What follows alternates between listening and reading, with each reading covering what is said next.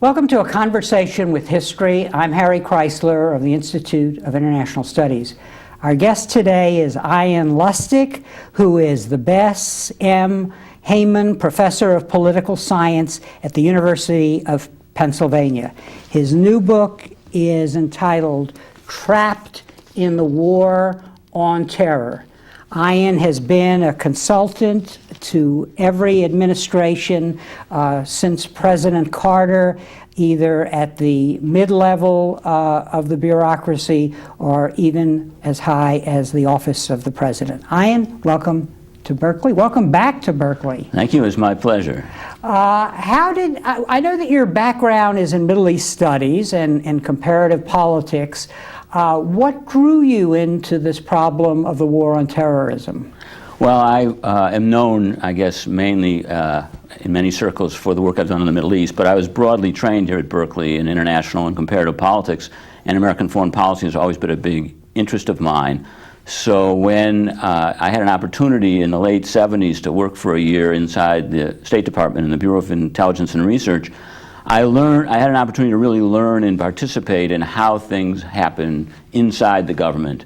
And it's funny, when you're outside the government, you feel if I can get inside, I can have an impact. When you're inside the government, you feel, wow, if I can get outside the government, I can actually say what I think. Mm-hmm. But the long-run payoff of being inside for a while was that I understood how academics can speak in an effective way to people who are striving as hard as they can to do a good job for the country and are afflicted all the time with bureaucratic and financial and other constraints. So I have been involved as a consultant with the government, as you pointed out, throughout many administrations. And that gave me some access after 9/11. I was asked right after 9/11, very soon, to come down and plan a conference for analysts throughout the government, in the FBI and the DOD, Defense Department, intelligence community, on how to think about the threat, how not to be overwhelmed by the threat, how low-level law enforcement people could be, how their talents could be used, but how they could be taught about the kind of struggle we were involved in. And I responded to 9/11 as an expert on the Middle East and so on, with the analysis that it was al-Qaeda and we would have to strike al-Qaeda in Afghanistan. But I was concerned about what a war on terror that was not focused only on terrorists with global reach might mean. Now, in the planning of this conference and in its operation when it did take place, and it was an effective conference, but I learned a great deal. And I'm not sure in these consultantships who's learned more, me or the government, mm-hmm. But what I learned there was opened my eyes to an extent about this war on terror. Because I asked the question, why not advise, since you're worried about the country becoming too anxious, too aroused for too long, why not advise the media not to keep showing the pictures of the planes knocking down the towers every day, several times a day, because psychology teaches us that the more people see things like that, especially if they're catastrophic, the more they think they're more likely than they are, which keeps the whole country on tenterhooks. And the answer I was given was, yes, we thought of that. In fact, we recommended it, and that recommendation was rejected by the highest political echelons. And that gave me the notion that there were ulterior motives that were driving the operation of the so-called war on terror that were not simply to stop another attack against the United States. Now, how has your training as a political scientist and as a student of comparative politics helped you understand what's going on in the government and then to understand this response? Well, I think the main way is that most people who think about politics outside of the profession of political science, and I would include most of the pundits, though not all of them, think about the effects of political life as you would think about billiards if you didn't think about rebound shots in billiards. If you only thought that the only thing that counted was the first ball that was going to be hit. So most people think about hitting al-Qaeda, thereby weakening al-Qaeda. Political scientists understand how pervasive and important unintended effects are and the unintended effects of the unintended effects. And although you can never predict those chains of events exactly, social scientists, including political scientists, understand that that's how social reality is structured, and therefore don't necessarily look at the immediate relationship as the most determinative relationship. Therefore, when you have to ask why the war on terror, there are simplistic answers to that question that caught the imagination of most Americans and still hold that imagination in thrall. As a social scientist, I wasn't satisfied with them, and that's why I wrote the book. Mm-hmm. And the formulation of a war on terrorism, which we'll talk about in a little while, had quite an impact, which, as time passed, became, in your eyes, a bigger and bigger problem. And talk a little about that. In other words, where we are now in the war on terrorism because of its impact domestically on the United States. Well, where we are, we can reframe that question by saying, where is the American people? Mm-hmm. In the mind of the American people and in the mind of the media, as represented in television shows, movies, the way the news is presented, as represented in the words of our leadership, we're in a war comparable to World War III. Comparable to a war against the Axis powers, a war against terror, a threat to civilization. And we see in the most recent poll, it was a Harris poll, that showed that 65% of Americans believe that there will be a major terrorist attack against the United States within the next year. And other polls show, amazingly to me, since there's been absolutely no evidence of any terrorism in the United States in the last 4 years, that half of Americans believe that within the next 3 weeks there will be a terrorist attack in the United States, and they have continued to believe this at somewhat varying levels ever since the beginning of the war on terror in 2001. So that's where we are. We are, in our minds, fighting a war on terror. The problem is there doesn't seem to be an enemy present in the country. So on the one hand, what we're witnessing and what you describe in your book is enormous expenditure across the board in the American budgetary process, allocating money supposedly to fight the war on terrorism, or at least putting that title on whatever is being funded. Right. The question is, how are we getting into a pattern and a world in which in huge proportion of our discretionary spending, $500 billion has been spent on Homeland Security or related items since 2001. The government continues to label, even today, President Bush, on the 3rd anniversary of the Mission Accomplished speech, said that we have to win in Iraq because that's the war on terror. Iraq is a central front in the war on terror. The estimates of the eventual total cost of the Iraq and Afghan wars are in the trillions of dollars. So how do we get there? There is a difference in trying to explain that between somebody saying that the oil companies or somebody else is benefiting, or somebody benefited from starting it, and that's true. The war started, the war on terror as a war, as opposed to an expanded law enforcement problem.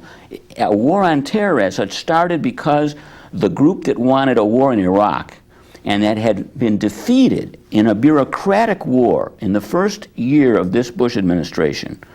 They had been defeated, the Office of the Vice President, the Office of the Secretary of Defense had wanted to ramp up a war against Saddam right away. That was in line with the project of the New American Centuries program that these people had been involved in. But Colin Powell, the Secretary of State, the Joint Chiefs, the intelligence community basically fought back against that and defeated it, went with smart sanctions. And the President and Condoleezza Rice sat on the fence, went along with it. What happened in 9/11 is that the cabal that had been pushing this Iraq war idea and failing saw in the tremendous capital, political capital now accrued to the President after 9/11, and the ability to rhetorically link the attack on the United States to their ambitions with respect to Iraq and later other wars, made the whole thing into one big war on terror, which could not be resisted any longer by the intelligence community, by the uniformed military, or by the State Department. They gained control of American foreign policy. They gained control of the president, who became a true believer in the war on terror, and with him, Condoleezza Rice. That was a victory in a bureaucratic war, and it launched the war in Iraq. But it also launched the war on terror that was not the war on Iraq, despite the fact that the war on Iraq is supposedly the Central Front. So the bureaucratic war, oddly enough, has now been lost. That battle was won, but the main bureaucrats, Wolfowitz, Feith, they're gone. Rumsfeld, Secretary of Defense Rumsfeld, hanging on by his fingernails. But we're stuck with a war on terror that took on a life of its own, and that's what the book is really mainly about. How does something take on a life of its own and trap the entire political class and most Americans into behaviors and beliefs that are patently untrue but seemingly inescapable about the need to fight a global war on terror as our first priority when there's no enemy present in the United States? And this sense of a threat and that this war is addressing shows up in all the opinion polls when you looked at the attentive elite, when you look at the broad population. Yes, as a political scientist, you don't just look at public opinion, and you don't just look at the answers that people give to opinion polls. Because the answers people give to opinion polls are very much driven often by how the question is framed. So what social scientists do, what I like to do, is I like to look at the questions that are asked. So if you look at the questions that are asked of elites, whether the Pew Foundation or the American Foreign Policy Association is looking at what do opinion leaders in the United States think, or you look at the Harris polls and Gallup polls of what mass opinion, what questions do they ask and how do they ask them? So the question that's always asked since 9/11 is the government prosecuting the war on terror well? Or not? Are we winning the war on terror? Are we losing? No one asks, should there be a war on terror? Is there an enemy that could be fought effectively with a war? No one asks that question publicly. That's the sign of how deeply embedded the expectations are. And if those deeply embedded expectations are wrong, the country has a hard time correcting its course. And here's why. Our government's built on a Madisonian system. Every interest group and every ambitious politician is supposed to go out in the arena and fight for everything they can get based on what's good for them. They're not, even if they talk about what's good for the national interest, the way you get ahead in American politics, whether you're George Bush or anyone else, is to fight for your constituency and build coalitions and fight for those constituencies. The Madisonian system assumes that the whole country will go in a direction that is the outcome of everyone doing that. So it will never be shifted too far in one direction, because everyone has an interest that's slightly different than mine. The problem is that if everyone thinks something that's radically untrue, but that untruth is an arousing untruth, then every single ambitious politician and every single interest group, in order to survive, has to say that it is doing, in this case, what the war on terror requires.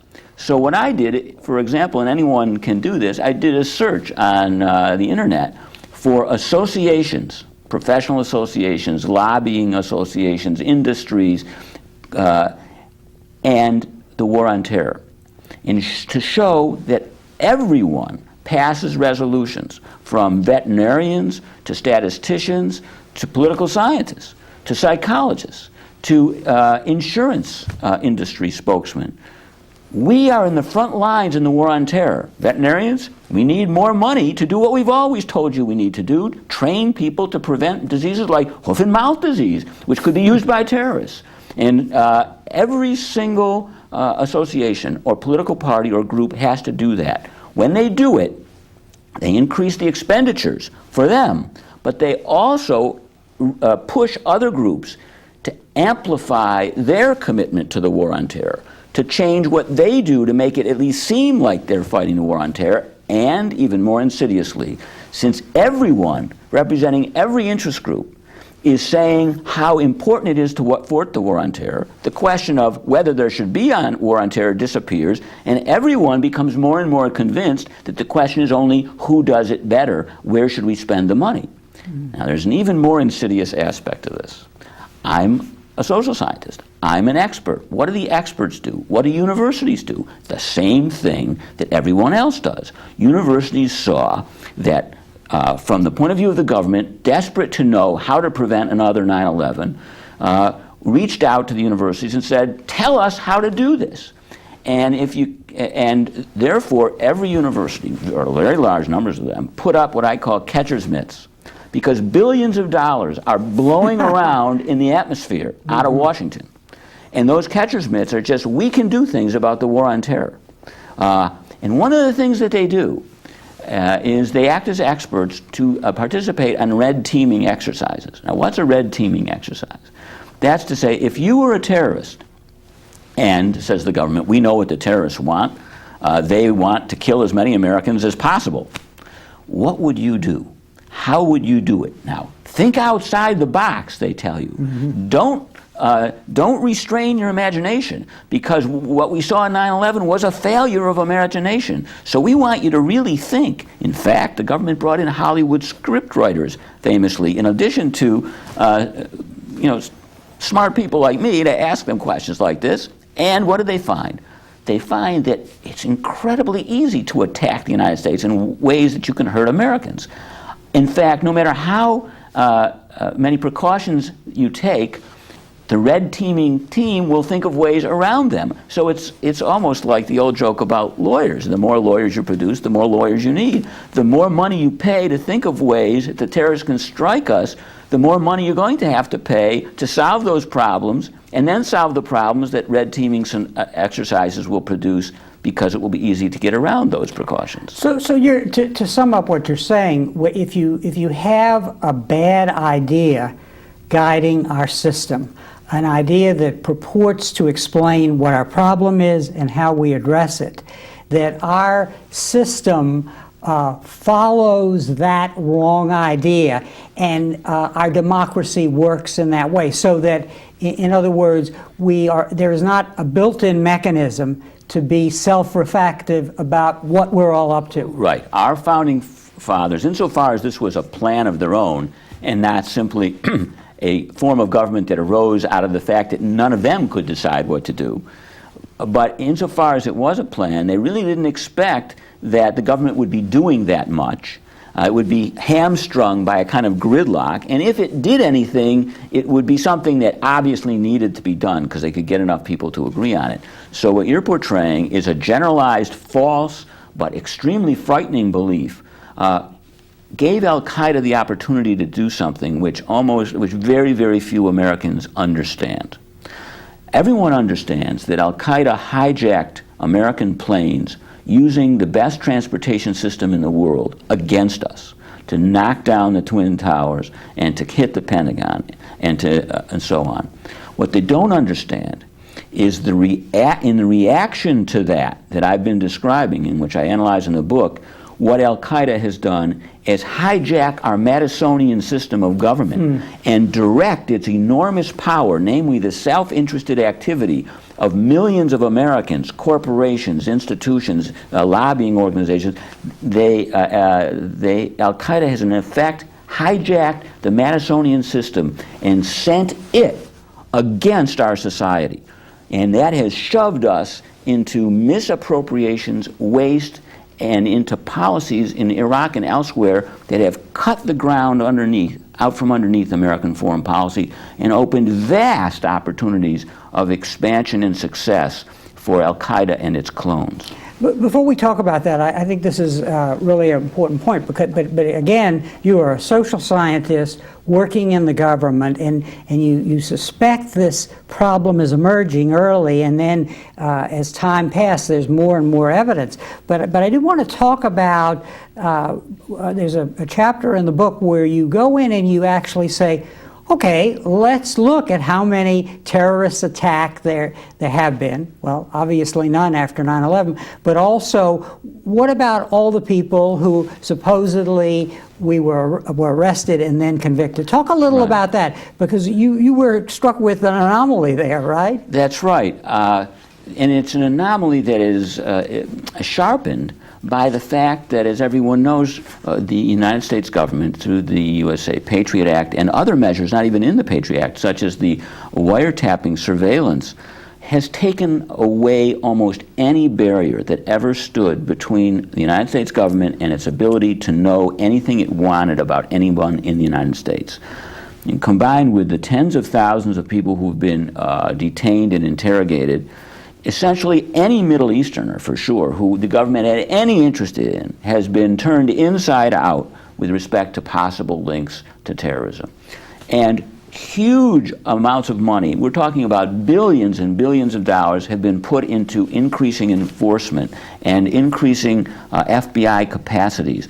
So the capacities that were directed against organized crime and against drugs have now been put into enforcement and surveillance with respect to terrorism. And what has been the result?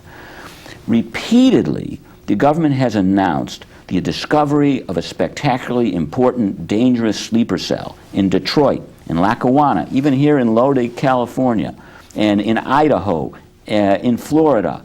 And they have trumpeted these successes because they have been struck on the inside by how few discoveries they have made. But when they bring them to trial, they have been humiliated repeatedly to find, well, Ayman Ferris, a trucker from Ohio who they said was working for Al-Qaeda to destroy the Brooklyn Bridge, turns out to be a mentally unstable guy who thought he could actually bring the Brooklyn Bridge down with a blowtorch. The overwhelming number of people counted as successes turns out to have been Middle Easterners cheating on their language exams, some truck drivers who had nothing to do with terrorism, people who extended their visa. You have in Detroit, this Detroit sleeper cell, so-called. They were all, the cases were thrown out when it was shown that the prosecutor was cooking the evidence, and now the prosecutor's actually been convicted by the government, and he's going to jail. And so the stories in Lodi, California, where you just did finally, after a very long trial, get a conviction of one person, a obviously weak-willed, not very intelligent cherry picker who hardly speaks English, speaks Pashto, went to Pakistan to find a bride, and ended up in the camp his grandfather runs that may have Al-Qaeda people in it. The government interrogated him for months and even showed a videotape of him nodding in agreement to things that reporters in the courtroom said he barely understood. And he was convicted. His father is a hung jury. They couldn't convict him. It's a very conservative area. What did they convict him of? Material support for terrorism, because he showed up at this camp. But when that was announced by Negroponte, the director of national intelligence, he announced this in February in front of the entire panoply of the American intelligence and law enforcement leadership at Congress. And he said this discovery of a important, large sleeper cell in this community is terrifying, instructive evidence of the importance of the war on terror and why it's our highest priority. Well, it turns out that this conviction is all based on evidence provided by an informer who was paid $250,000 to find the sleeper cell. He couldn't find it, but he found that this one young guy had gone to a camp in Pakistan. And he is then shown, this informer, to have given incorrect information about having seen Ayman al-Zawahiri, Osama Bin Laden's right-hand man, in this mosque in Lodi, which everyone knows now is false. So again, it's one in a long list of embarrassing failures. The fact is, no matter how much money has been spent, we haven't found any planning of a serious terrorism, with one exception. There was a couple in Texas who had all the material for cyanide bombs, except they were radical right-wing white Christians, not Muslims. And for that reason, the government has not celebrated their arrest and conviction as a victory on the war on terror.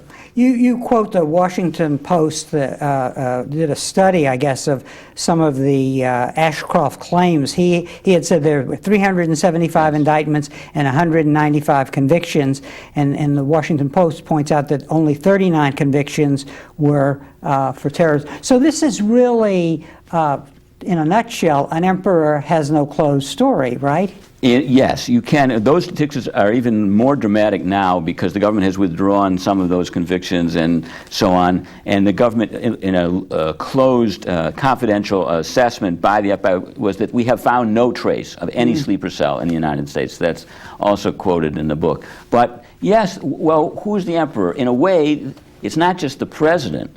It's the whole political class. You take the ports issue that just occurred.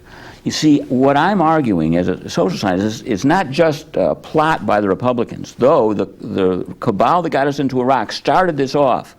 They were the precipitating factor of this cyclone, but the cyclone has a life of its own, and it draws from Democrats as well as Republicans. So when there's a Dubai port deal, that Dubai is going to run our ports, some of them, the Democrats, who know that the one issue the president has been able to live on has been the war on terror, cannot resist the same logic that every interest group uses to advance its agenda, to say, what idiocy. We Democrats could fight the war on terror much better than that. We would do, look at all the opportunities for the terrorists that are being opened here. Well, in that case, the president was actually telling the truth.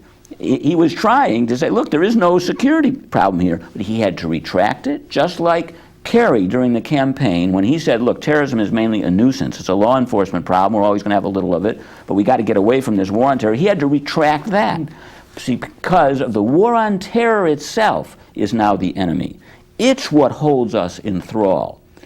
Yes, it started as a result of the actions of al-Qaeda and of the cabal in Washington that wanted the war in Iraq, but it has a life of its own, and it will be very difficult to stop it, though it can be done. You just mentioned the word vortex, and it was there's an interest. You use the image of a vortex, and I want to just point out that in the book you write a vortex is a spiral of self-generating change that overwhelms the trajectories of individual objects or the decisions of individual people, and it's also like a stock market crash. So these are self-generating events that basically are unstoppable once the systemic conditions are present. Now you say that there are two conditions here. One is a triggering event, and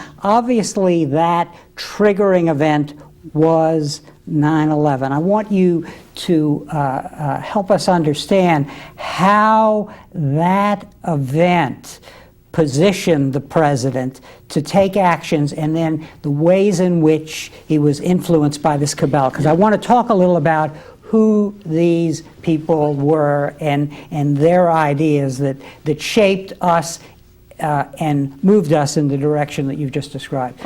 Okay, I would say make one slight qualification or correction there. The event that triggered the war on terror as a self-generating cyclone or vortex was not 9/11. We could have, as those folks at the FBI knew, we could have handled that in a more mature, measured way. The event, the trigger, was the successful victory by the cabal that wanted a war in Iraq as the beginning of a series of neo-imperial wars to transform the image of the United States in foreign policy and help conservatives win elections. That was the main impetus. That was the triggering event. Once they paired this fear of another 9/11 with their particular agenda, they achieved that. Now let's ask, what about 9/11 gave them the ability to do this? The United States has a military that is as big as the next 24 countries. That was before 9/11 and it is now. We are militarily super dominant in the world. Now, that's a dangerous thing for any country because normally one of the things that keeps countries out of trouble is the fear that if they use their military margin of superiority, they will get hurt. But if you have a super preponderance, you need an extra restraint on you. You have to feel through prudence, through wisdom, through bipartisanship, that has to be kept under wraps. Because in any country with a lot of powers at disposal, at the top there are always small groups with ideas that go way beyond what most people want. And if they can get access to the reins of power, their ideas, their fantasies, can exploit that huge margin of power. And this position was America's position once the Cold War ended. Yes, that's right. And that was the predicament for this group, the neoconservatives and others who did not believe that just because the Cold War was over, the United States should enjoy a peace dividend and live as a country like any other country in the world. The United States should live as a unique kind of country, a new kind of Roman empire. A benevolent empire that would shape the world. That's right. And it's all laid out in the Project for the New American Century, the weekly standards message, and so on. this project and this program really emerged in the mid to late 90s. Exactly. So documents were produced, legislation was passed. For example, the legislation signed by President Clinton calling for the change of the regime in Iraq. Yes, and if you see the letters that were given to President Clinton, they were signed by the people who brought us the Iraq War. Vice President Cheney, now Vice President, Secretary of Defense Rumsfeld, Paul Wolfowitz, all the people whose names became household words and now either are hanging on by the skin of their teeth, humiliated by Iraq, or have been moved out of office. But we are stuck with, as I said, this self-generating war on terror that grew out of that. But I have to make one more comment. The military preponderance, after 9/11, what happened, you had a president whose popularity was very low and who didn't care about foreign policy. And you had one half of his administration that I just spoke about earlier that had dominated the cabal and prevented that whole agenda. It was still a Kissingerian, Scowcroft, realpolitik, James Baker orientation. After 9/11, the other side of the bureaucratic battlefield won, but they now had a president who had 90%, 85% approval rating, enormous political capital. Anything he said at that time that was necessary for the war on terror would have been done. And he also became a true believer. He was not a sophisticate in foreign policy, and from his own testimony appears that he believes he's on a mission from God to liberate Afghanistan, liberate Iraq, fight the war on terror, etc., etc. And these folks, and it strikes me reading your book and having followed this debate, they're almost they partake of being what Schumpeter would call an atavism from an earlier period of global, when there was a bipolar world, and these are remnants of that atavism trying to redefine itself in a world where there's no bipolarity. Well, that's right. I mean, I think Schumpeter by atavism meant things that were longer in the past. If you read the key documents of this group, they are looking back at Reagan. So what they talk about doing is they want a revival of a neo-Reaganite foreign policy. And that meant, just like Reagan had the evil empire as an enemy and was ready to fight Star Wars, to bring them down and entertain vast ambitions and train Americans to believe that they had a mission in the world that was beyond living well at home, that's what they wanted. They had been unsuccessful in convincing very many Americans that this was important. But 9/11 was going to be the vehicle for doing this. Whether or not there was actually a threat of al-Qaeda inside the United States or not. From my point of view, what they were doing is trying to use the unsophistication of Americans. Americans are not political scientists. As I said, that means that they think in very simple, direct terms. So they define politics as arm wrestling. Al-Qaeda hit us, we are strong, we are going to hit them. It's a kind of an arm wrestling. And we're going to fight a World War III kind of war on terror. But Al-Qaeda and our enemies of that ilk are fighting a judo match. And in judo, you use the enemy's strength against him. And that's what they've done. They used first our transportation system against us.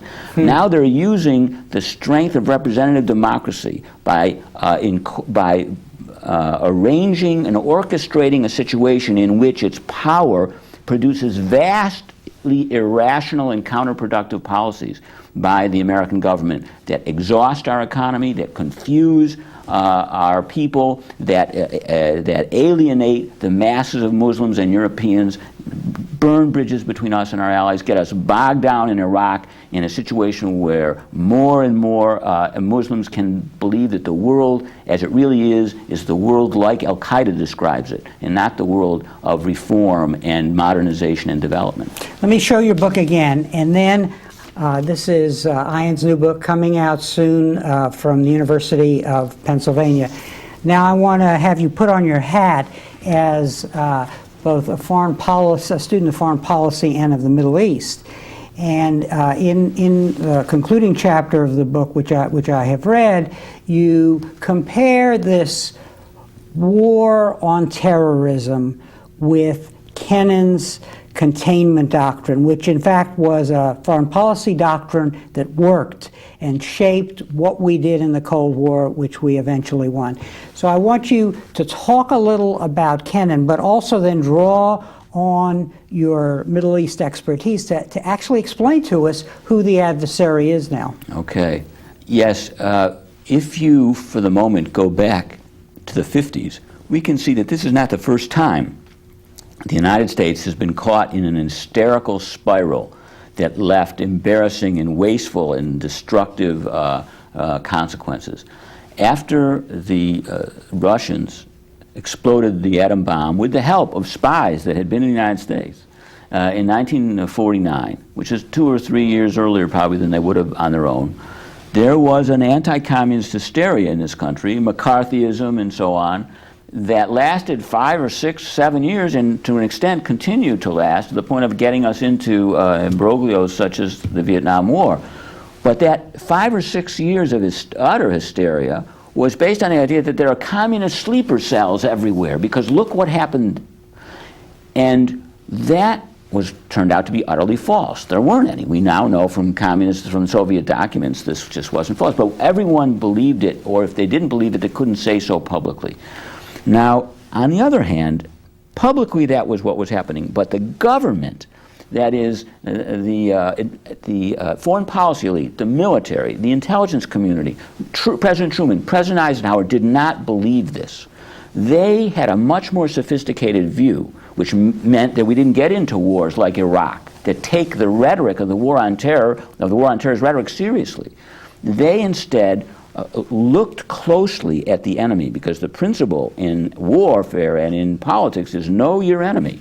And they had a brilliant man by the name of George Kennan, who was a diplomat and an expert on Soviet Union. And he wrote a famous article based on a long telegram he'd written in 1946 from Moscow, his exile article in Foreign Affairs, which said, we have a new enemy in the Soviet Union. This was before they exploded the bomb. And we have to realize they're not our ally, they're our enemy. But what are they like? Do we have to fight a war against them? Some people thought we had to launch World War III just when we demobilized 10 million Americans.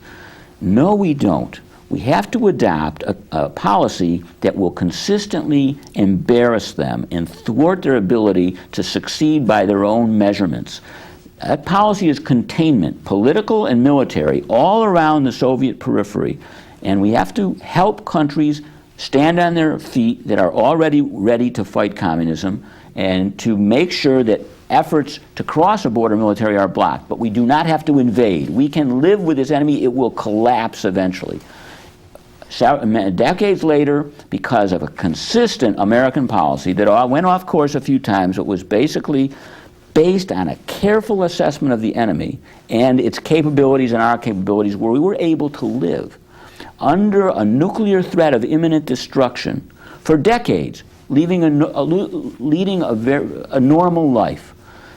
How much more dangerous was that threat of incineration of our cities hour to hour for decades than the non-existent threat in the United States of terrorism?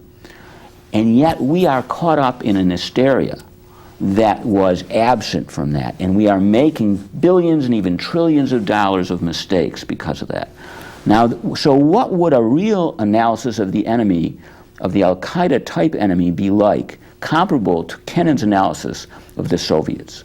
Well, there's good work done on this. And what you see when you look at Al-Qaeda closely is you see that Al-Qaeda striking the United States was a desperate attempt by a small group of the extreme Muslim school of the Salafis and the Jihadis, a group so small that they are actually more irrelevant to Islam, the Muslim world, than the Aryan nations are to American politics in the United States. But in order to become relevant, they needed to get the United States to play by a script that they had written to make the world look that it was really based on crusaders and Jews fighting against Muslims.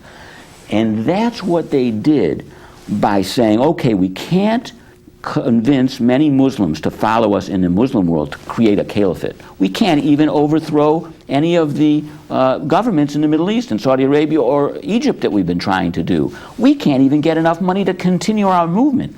The last gasp was, let's treat the far enemy, the United States, as the target rather than the near enemy. And by hitting the far enemy, as Fawaz Girgiz has explained and documented it well in his book, they were able, as I've explained, to use the vast power of the United States against American interests and to harness it for their own purposes, to transform Middle Eastern politics and Muslim politics into a discourse and a discussion that fits exactly with their categories, and to bring hundreds of thousands of American and European targets into the Middle East, killing Muslims, whether as collateral damage or in some other way, to institutionalize universities for the production of jihadis and terrorists that can move across the Muslim and non-Muslim worlds, as happened after the Afghan war that we, supported against the Soviets. So there's a tension on the side of the adversary between a kind of a nationalist tendency, which they can't win. In other words, Harry is an Egyptian national and failed in his efforts to change Egypt. Osama Bin Laden really starts as a Saudi national trying to change that regime there. So that, in a way, a global war against the United States and America fighting a global war against them enhances their position in the debate within that world. Of course. In the book, I have a quote from Osama bin Laden. One of the things that the war on terror does, to defend itself, is it prevents its enemy from being known. Mm-hmm. It does that, for example, by shutting down John Kerry when he said something true about it, which is that terrorism is a nuisance and something that we have to control through systematic law enforcement. Wouldn't let him say that. He had to retract it and go, I'm going to kill more terrorists more viciously than George Bush. In almost every other way it does that, including not really allowing the American people to see Osama bin Laden. When he has a videotape out, we see a little picture and a couple snippets that CNN has decided to show us. But early on, the government told, actually, the media, don't show these tapes. Well, Osama bin Laden, in that tape, that famous tape on November 1st, right before the election, that helped George Bush get elected, I think calculatedly so, said, it's amazing, he said. All we have to do is raise a little red flag with the words Al-Qaeda on it, and the United States will send armies anywhere in the world. We are essentially in cooperation with the American government and with its corporations, because they're all making money off of this war. In other words, he has, and others in Al-Qaeda, have even made it explicit how effective they have been, probably beyond their wildest dreams, of harnessing not only the American transportation system to hit us, but the American political system. And that's why the book is called Trapped in the War on Terror. And so, to repeat, but I think it's such, behind all this complexity is a very compelling, simple point, which is Al-Qaeda baited a trap and the Bush administration fell into it. Yes, that's actually the epigram in the book. It's from Saif al-Adil, the security expert, who says, we set the bait and the Americans fell into the trap. And he's talking about the entire war on terror, and he's talking about the war in Iraq. You are in this work are helping us understand the trap we're in. So what are the key ingredients of getting out of the trap? Obviously, saying that you're in a trap. That's the first thing. Know your enemy. And it's easy to say, I acknowledge that Lustick himself is part of this vast war on terror. Isn't he getting a book published as a result of the war on terror? The answer is yes. The only justification for this work is if it exposes the lineaments of it. It's not just because a hurricane or a cyclone starts, it doesn't last forever. It does dissipate. It will dissipate. But there are major problems. One that we face right now, and I'm hoping that the book will help prevent those problems from coming to fruition. We have talk about a war in Iran, even mention of tactical nuclear weapons, because we don't want terrorists to get a hold of this, or a terrorist state. The war on terror rhetoric is joined to the axis of evil, and joined at a time when it's the only issue the president has a hope, and this administration has a hope of saving itself with. In that context, the way I look at it, it's as if the war on terror itself is protecting itself because it can see it needs an enemy and it does not have one. We're fighting a war and the enemy hasn't fired a shot inside the United States. After 9/11. After 9/11. Yeah. But if we attack Iran, and the same people who ramped up to the war in Iraq are ramping up for the war in Iran. Mark Rule-Gerecht, one of the cabal, writing in the Weekly Standard. Not only do we have to bomb Iran to stop the nukes, we're going to have to invade afterward. Well, that is going to produce a real wave of terrorism against the United States, because unlike Iraq, Iran really is capable and ready, and demonstrably ready, in league with Hezbollah to attack American targets. So if you do get that wave of attack, the war on terror will benefit for decades later. So the issue that we have now with respect to Iran is raising the stakes another notch of what Americans pay for being involved in something as irrational in its overall purposes, but from every individual's point of view, kind of inescapable, because you can't afford not to do what everybody is saying is necessary, which is fight the war on terror.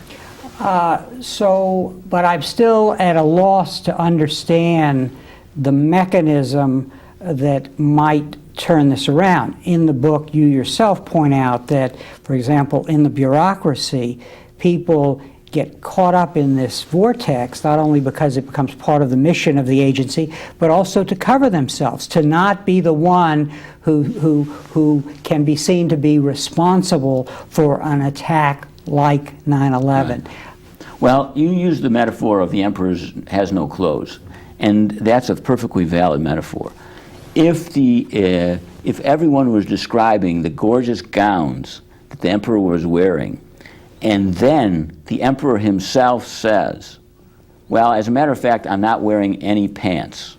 Mm-hmm. In other words, once one part of the costume is acknowledged to be not there, the rest may be able to be said to be not there.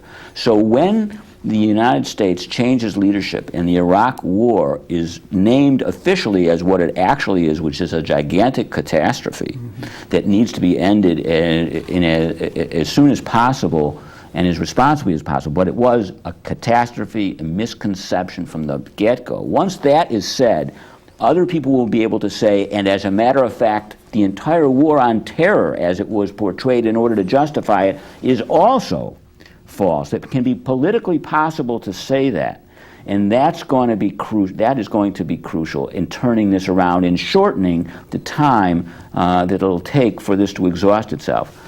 I have in the book a quote from a leading official in charge of helping the communities of scientists to become involved in the war on terror and to change their research and to apply for grants. And I asked this person in front of an audience in 2004 if the Manhattan Project were a 10 on a scale of 1 to 10, in which the government knew the Nazis were trying to get a bomb, and we just want to give the scientific community all the resources it needs to solve that problem. And that's a 10. We know there's a problem. The scientists get the resources to solve it. And on the other side is a 1, where the problem doesn't exist, but it's politically super convenient. In other words, wag the dog, as in the movie, where you say there's a war, but there's really no war because it's convenient. I asked this person, so where is the war on terror? This is a person responsible for helping get people involved in it. On a scale of 1 to 10, is it near Manhattan Project? Wag the dog. He said, I can't answer that in public. So I asked him in private, and he said somewhere between 1 and 1.5. So it's not like inside the government it's not known, but no one can say that publicly because that is not what is believed publicly in the bureaucracy. Those are not the criteria by which every department has to get more funds by saying it's important for the war on terror. And we saw it with Katrina, and we saw it with the Iraq War, how the top echelons can produce a kind of cocoon around the bureaucracy so that even professionals who have their hearts and heads in the right places cannot push the country in the right direction. Now, there is a element here that we have to address, which is one part of this equation of this war on terror has been the fear that weapons of mass destruction might fall into the hands of terrorists. Talk about that, because that is a problem, but it is magnified all out of proportion. Right. And in the book I said, let's look straight at the worst possible fear, which is terrorists get a hold of nuclear weapons. And immediately the thought is we have to protect our shores. Well, protecting our shores is against that, is almost impossible. It just gives the war on terror fodder by being able to portray any policy as stupid. If you want to smuggle a nuclear weapon into the United States, do it in a bale of marijuana. I mean, there are just so many ways to get it in. Plus, you don't even have to get it in. Just explode it in a ship offshore. But there are ways to prevent that. The bottlenecks in that process are not delivering the weapon. They're making sure that the people who could put it together don't get the enriched fuel. And that, in a variety of ways that our government is doing a good job on, undercover, law enforcement, and intelligence, preventing that from happening. But let's say that there is an attack. And I would say there will be terrorist attacks, whether they'll be nuclear or not. I certainly hope not. But if there are, probably the first ones will be duds. They'll be discovered and they won't explode. There'll be small radiological bombs, something like that. The main problem there will, again, not be the damage done, because studies done by the Department of Homeland Security draw boundaries around, well, what would such a weapon do to the country? Certainly a nuclear device, as opposed to a radiological device, would, blind tens of thousands of people, kill thousands of people, make a very large area for a while unusable, but the country would survive, and we would go on. The difficulty is, what would we do in response? Just as what we've really hurt ourselves was not 9/11, but our response to 9/11. What would be our unthinking response? Would we retaliate in a way that would make the world uninhabitable for Americans for a century? What would we do? We need to think now about that, to make sure that we have a discussion over what the appropriate responses are, so that we don't allow whatever group is in power to capture the moment and harness it to its own nutty ambitions, which is what the dangers that I'm trying to show have occurred with 9/11. One final question. I think what you're saying is that you have to have insight, which your book is offering, and you're also, I think, suggesting that there's a possibility for turning the tide as the catastrophe in Iraq becomes apparent to a wide... named official. And essentially, you have to have a change of administration. But also, you're implicit in what you're saying is the political courage of the opposition to embrace ideas like yours and to go to the bully pulpit. Right. But unfortunately, according to my argument, We should not find very many people with that kind of courage. The entire American political system militates against that kind of thing. Instead, we should see Democrats rallying around slogans that say, we will fight the war on terror even better, and look at the stupid things the Republicans have done to make our borders or oil refineries or nuclear plants or ports susceptible to terrorism. Now, what I'm hoping is that my argument will be understood well enough by people to know that even if those things are said, that's not necessarily what's going to govern policy, and that people are going to step back and take a much more mature, realistic look at what's being done with all this money and what the rationales that are being created, what the culture of fighting terrorism that is being created that drives this is doing to the country. Now, as a student of comparative politics and of comparative history, I want to ask you for an element of hope that we can find in kind of the processes, the historical processes that suggest that power becomes balanced. Let's stick with the United States. And we mentioned Kennan and McCarthyism. Now, people have criticized Eisenhower for not speaking out early enough at how much he despised McCarthy, for not defending George Marshall against the horrible attacks that McCarthy made on him, for being cowardly.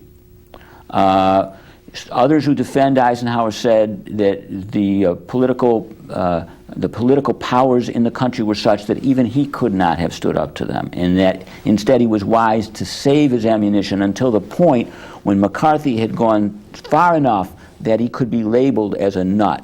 And when Eisenhower labeled him thus, the tipping point would be reached in the other direction. And that's what happened. Eisenhower did play an important role, albeit somewhat late in the game.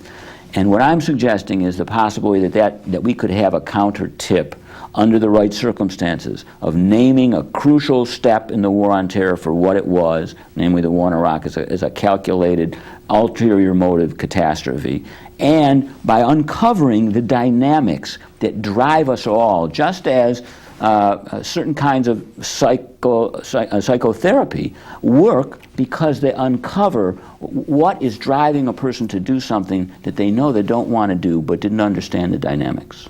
Ian, I want to thank you very much for coming here today, talking about your new book.